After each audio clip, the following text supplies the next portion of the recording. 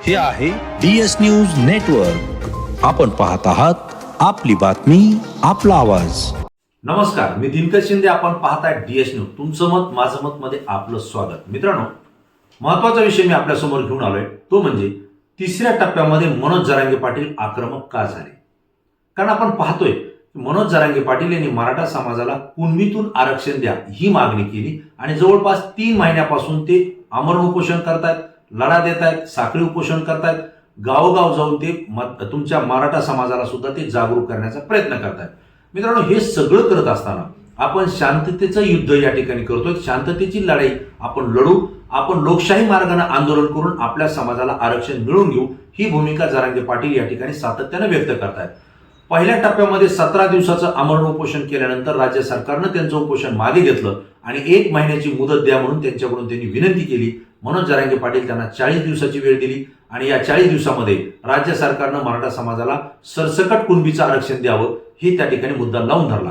परंतु राज्य सरकारला असं वाटलं होतं की मनोज जरांगे पाटील आता शांत होतील, परंतु जरांगे पाटील शांत न होता त्यांनी महाराष्ट्र पिंजून काढण्याचं धोरण घेतलं आणि 40 दिवसाची मुदत होण्या अगोदरच 30 दिवस त्यांनी महाराष्ट्रातल्या अनेक जिल्ह्यामध्ये, अनेक गावामध्ये, अनेक तालुक्यामध्ये जाऊन दौरा केला. त्यांनी मराठा समाजाशी संवाद साधला, बहुजन समाजाशी संवाद साधला आणि आमची मागणी कशा पद्धतीनं रास्त आणि योग्य आहे हे त्यांनी पटवून देण्याचा प्रयत्न केला आणि सरकारला पुन्हा एकदा जाग करण्यासाठी आणि या मुद्द्यावर गांभीर्याने विचार करायला लावण्यासाठी त्यांनी आंतरवालीसाठी या ठिकाणी विराट सभेचं आयोजन केलं. त्या ठिकाणी सुद्धा करोडो मराठा समाज त्या ठिकाणी एकत्र झाले असताना सुद्धा मनोज जरांगे पाटील अत्यंत संयमानं, अत्यंत शांततेनं त्या ठिकाणी बोलले. वास्तविक पाहता त्यांनी आक्रमक व्हावं आणि आक्रमक पद्धतीनं मराठा समाजाला त्यांनी त्या ठिकाणी मार्गदर्शन करावं, जेणेकरून समाजामध्ये तेढ निर्माण व्हावा असा प्रयत्न सुद्धा ॲडव्होकेट गुणरत्न सदावर्ते, जे की देवेंद्र फडणवीस यांना आदरणीय मानतायत, त्यांनी त्या ठिकाणी मनोज जरांगे पाटील यांच्याविषयी आक्षेपार्ह भूमिका त्या ठिकाणी व्यक्त केली. त्यासोबतच राज्यातले मंत्री असलेले छगनराव भुजबळ यांनी सुद्धा त्यांच्या विरोधात त्या ठिकाणी आक्षेपार्ह भूमिका व्यक्त केली आणि अनेक नेते जे की भारतीय जनता पार्टी सोबत असतील किंवा काँग्रेसचे विजय वडेट्टीवार असतील, या अनेकांनी, मग नारायण राणे असतील, नितेश राणे असतील, राधाकृष्ण विखे पाटील असतील, यांनी सुद्धा मनोज जरांगे पाटील यांच्याविषयी त्या ठिकाणी वक्तव्य केलं आणि कुठंतरी त्यांना चीड निर्माण होईल अशा पद्धतीचं वातावरण निर्माण करण्याचा प्रयत्न केला. परंतु जरांगे पाटील संयमानं त्या ठिकाणी बोलले आणि कोट्यवधींचा आलेला हा मराठा समाज जसा आला तसा शांततेनं आपल्या घरी गेलेला सुद्धा आपण पाहिलं. दुसऱ्या टप्प्यामध्ये ज्यावेळेस 40 दिवस पूर्ण होऊनही आरक्षण मिळालं नाही, त्यावेळेस पुन्हा एकदा जरांगे पाटील हे आमरण उपोषणाला बसले. त्या ठिकाणी सुद्धा राज्य सरकारनं त्याची दखल घेतली आणि पुन्हा शिष्टमंडळ पाठवलं. त्यांच्याकडून 2 महिन्याचा कालावधी त्यांनी आरक्षणासाठी मागून घेतला आणि ग्वाही दिली की आम्ही तुम्हाला या 2 महिन्यामध्ये म्हणजे 24 डिसेंबर पर्यंत मराठा समाजाला कुणबीचं आरक्षण देऊ. त्यासोबत माजी 2 न्यायमूर्ती सुद्धा त्या ठिकाणी उपस्थित होते. मित्रांनो, हे सुद्धा आंदोलन शांततेतच होतं, शांततेतच आहे आणि आता मात्र तिसरा टप्पा सुरू झालेला आहे. कारण 24 डिसेंबर जवळ येत आहे. तसं मनोज जरांगे पाटील पुन्हा एकदा शांत बसलेले नाही. त्यांनी 2 दिवसापासून उर्वरित महाराष्ट्राचा दौरा पुन्हा एकदा सुरू केलेला आहे आणि प्रत्येक जिल्ह्यात, गावात, तालुक्यात जाऊन ते मराठा समाजाशी आणि बहुजन समाजाशी संवाद साधतायत. परंतु या काळामध्ये जरांगे पाटील आक्रमक व्हावेत, त्यांनी उकसावं आणि समाजाला त्यांनी आक्रमक होण्यासाठी प्रेरित करावं, यासाठी एक डाव राजकीय मंडळी खेळताना आपल्याला पाहायला मिळते. मनोज जरांगे पाटील हे सामाजिक लढा देत आहेत, समाजाला आरक्षण द्यावं ही राज्य सरकारकडे मागणी करतायत. त्या राज्य सरकारचे जे मंत्री असतात त्यांच्याकडे ते मागणी करतायत. मात्र हेच मंत्री या ठिकाणी मुख्यमंत्री, उपमुख्यमंत्री एक भूमिका घेत आहेत की मराठा समाजाला आम्ही 24 डिसेंबर पर्यंत आरक्षण देऊ, समिती जो निर्णय घेईल तो आम्ही लागू करू. मात्र याच मंत्रिमंडळात असलेले छगनराव भुजबळ हे मात्र जाहीर सभा घेऊन जरांगे पाटलांना विरोध करतायत, जरांगे पाटलांच्या विरोधात बोलतायत आणि जी समिती राज्य सरकारनं मनोज जरांगे पाटलांकडे पाठवली होती त्यामध्ये अनेक मंत्री होते. धनंजय मुंडे त्यामध्ये होते, त्यानंतर सावंत, उदय सावंत हेही मंत्री त्याच्यामध्ये होते. विशेषतः औरंगाबाद जिल्ह्यातले म्हणजे संभाजीनगर मधले संदीपानराव भुमरे हेही मंत्री त्या ठिकाणी होते, आमदारही होते, अतुल सावे त्या ठिकाणी पालकमंत्री होते. हे सगळं मंत्रिमंडळ असताना 2 माजी न्यायाधीश जे की ह्या समितीवर काम करतायत त्यांना सुद्धा राज्य सरकारनं पाठवलं होतं किंवा विनंती करून की तुम्ही जा आणि जरांगे पाटलांचं मत त्या ठिकाणी त्यांना पटवून द्या आणि आपण कशा पद्धतीनं सकारात्मक आहोत हेही सांगा.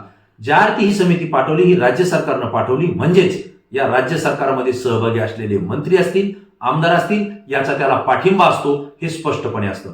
असं असताना छगनराव भुजबळ यांनी 17 नोव्हेंबर रोजी अंबड या ठिकाणी जाहीर केलेल्या या ओबीसी समाजाच्या सभेमध्ये या समितीवरच प्रश्नचिन्ह निर्माण केलेलं आहे. या समितीमध्ये 2 उपन्यायाधीश माजी न्यायाधीश जात आहेत आणि जरांगे पाटलांची सर म्हणून विनंती करतायत, अशा पद्धतीने ते बोलले. त्यासोबत जे मंत्री गेले त्यांचे कंबरडे वाकले, कंबरडे मोडले, अशा पद्धतीने ते झुकत होते, अशी त्यांनी टीका केली. मित्रांनो, राज्याच्या आणि देशाच्या राजकारणात अशा पद्धतीचा प्रकार यापूर्वी कधीही झाला नाही, हे सामान्य माणसानं कधीही पाहिलेलं नाही.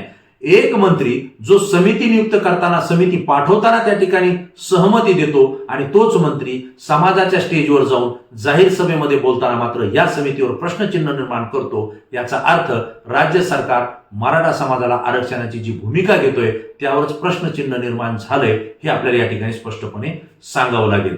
मित्रांनो, या सगळ्या घटना मी आपल्यासमोर यासाठी मांडतोय की संयमानं आणि शांततेनं चाललेलं आंदोलन असताना मनोज जरांगे पाटील आपला संयम त्या ठिकाणी कायम ठेवत असताना त्यांना अशा पद्धतीने येऊन एकेरी शब्दात बोलणं, त्यांच्याविषयी खालच्या पद्धतीने जाऊन बोलणं हे न पटणार आहे. आणि यामुळं जरांगे पाटील सुद्धा हे एक मराठा समाजाचे आक्रमक नेते, गेल्या अनेक वर्षापासून ते आंदोलन करतायत, अनेक आंदोलन त्यांनी यशस्वी केलेले आहेत आणि त्यांचा इतिहास सांगतो. जरांगे पाटलांनी एखादा विषय हाती घेतला आणि त्याविषयी जर त्यांनी आंदोलन केलं तर त्याचा निकाल लागेपर्यंत आणि न्याय मिळेपर्यंत ते स्वस्थ बसत नाहीत, मागे हटत नाहीत. हे मुख्यमंत्री एकनाथराव शिंदे यांनी सुद्धा अनुभवलं आणि दोन्ही उपमुख्यमंत्री देवेंद्र फडणवीस असतील किंवा अजित पवार यांनी सुद्धा अनुभवलंय.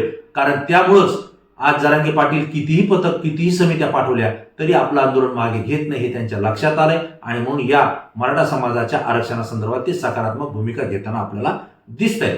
पण मित्रांनो, जरांगे पाटील आता 3ऱ्या टप्प्यामध्ये मात्र आपल्याला आक्रमक झालेले पाहायला मिळाले. कारण ते वैयक्तिक कुणावरही टीका करत नाहीत. त्यांनी सांगितलं की मला कुठलंही राजकारण करायचं नाही, मी माझ्या समाजाच्या हितासाठी आंदोलन करतोय, मी कुणाच्या विरोधात नाही. ओबीसी समाजाचा अनेक कार्यकर्ता, अनेक सभासद, अनेक माणूस, ग्रामीण भागातला आणि तालुक्यातला जो सामान्य व्यक्ती तो आमच्या सोबत आहे, हेही ते सातत्यानं सांगतायत. परंतु छगन भुजबळ यांनी ज्यावेळेस एकेरी टीका केली त्यावेळेस मात्र जरांगे पाटील हे आक्रमक झाले आणि छगन भुजबळ यांना जशास तसं उत्तर त्यांनी त्या ठिकाणी दिलेले. एवढंच नाही तर एकनाथराव शिंदे गटाचे आरोग्यमंत्री असलेले सावंत साहेब यांनी सुद्धा जरांगे पाटलांविषयी थोडं खालच्या पातळीला वक्तव्य केलं होतं. त्यांचाही खरपूस समाचार जरांगे पाटलांनी घेतलेला आहे. जर जरांगे पाटलांना अशा पद्धतीनं आक्रमक करण्याची भूमिका सत्ताधाऱ्यांनी जर घेतली असेल तर ही भूमिका त्यांची चुकीची आहे, कारण त्यांना ती परवडणारी नाही. जरांगे पाटील जोपर्यंत शांत आणि संयमी आहेत तिथपर्यंतच ठीक वातावरण महाराष्ट्रामध्ये राहील. पण जर ते आक्रमक झाले तर मात्र सत्ताधाऱ्यांना पळता भोई कमी होईल, हे मी आवर्जून या ठिकाणी सांगतो.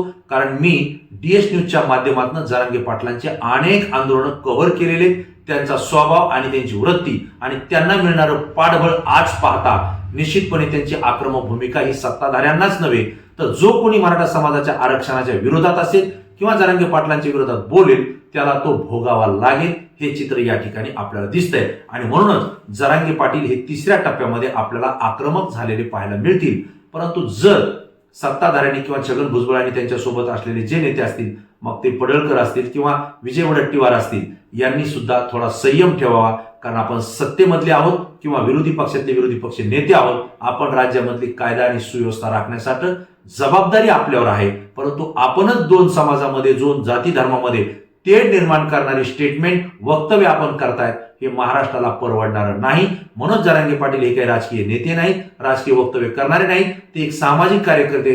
त्यांनी जर विरोधात आपल्या आक्रमकपणे जर वक्तव्य केलं तर ते आपल्याला किती किमतीत पडेल, किती महागात पडेल याचा विचार सुद्धा आपण करावा. आणि म्हणून त्यांच्यावर वैयक्तिक टीका झाल्यामुळं मनोज जरांगे पाटील हे आपल्याला 3ऱ्या टप्प्यामध्ये आक्रमक झालेले पाहायला मिळतात. परंतु जर 24 डिसेंबर पर्यंत राज्य सरकारनं मराठा समाजाला कुणबीचं आरक्षण दिलं नाही तर मग मात्र मनोज जरांगे पाटील यांचा आक्रमकपणा काय आहे आणि मराठा समाजाचा आक्रमकपणा काय आहे हा राज्याला दिसेल. देशाला आणि राज्य सरकारला तो परवडणारा नसेल, हे सातत्यानं जरांगे पाटील सांगतायत. कारण त्यांचं आंदोलन हे राज्य सरकारला झेपणार नाही, हे आपण सुद्धा याला दुजोरा देतोय. मित्रांनो, अनेक नेत्यांना गावबंदी केल्यानंतर किती अडचणी आल्या हे त्या नेत्यांना आपल्या पक्षाच्या नेतृत्वाने विचारावं. एवढंच काय तर ग्रामपंचायत आणि या निवडणुकांमध्ये त्याचा किती परिणाम झाला हेही आपल्या लक्षात येईल. आज भारतीय जनता पार्टी जरी सांगत असली की सत्ताधाऱ्यांचे ग्रामपंचायत सदस्य राज्यात जास्त आले, परंतु हा भूलभुलैया आहे. असं झालेलं नाही, कारण स्थानिक लेवलला आघाड्या झालेल्या आहेत. यामध्ये कुठलाही पक्ष हा पक्षाच्या चिन्हावर ग्रामपंचायत निवडणूक लढत नसतो. त्यामुळे हा भूलभुलैया आणि हे जो काही फुगा सत्तेचा फुगवलेला आहे हा निश्चितपणे 2024च्या विधानसभा लोकसभा निवडणुकीमध्ये फुटेल असं चित्र महाराष्ट्रामध्ये दिसतंय. आणि म्हणून तिसऱ्या टप्प्यामध्ये मनोज जरांगे पाटील का आक्रमक झाले हा मुद्दा मला आपल्याला सांगावासा वाटला. मी माझं मत व्यक्त केलं. तुमचं मत काय आपण निश्चितपणे या व्हिडिओच्या खाली कॉमेंट्स बॉक्समध्ये आपली प्रतिक्रिया देऊन कळवा. मित्रांनो, तुमची प्रतिक्रिया महाराष्ट्रातून आली आहे आणि ती आमच्यासाठी अत्यंत महत्वाची आहे, कारण तुमची प्रतिक्रिया संपूर्ण महाराष्ट्र पाहतोय. पुन्हा एकदा नवीन विषय नवीन मुद्दा घेऊन आपल्या समोर येईल. तोपर्यंत धन्यवाद.